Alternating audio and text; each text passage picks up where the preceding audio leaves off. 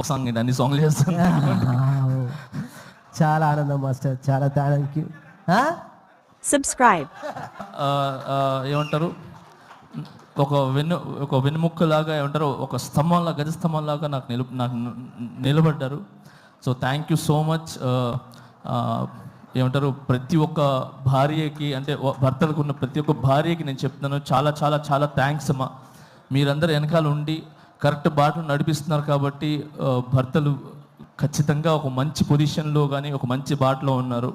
So మీరు only భార్యలాగానే కాకుండా ఒక తల్లిలాగా, ఏమంటారు, ఒక స్నేహితుల్లాగా ఉండి ఒక మంచి మంచి వైపు తీసుకుని వెళ్తున్నారు.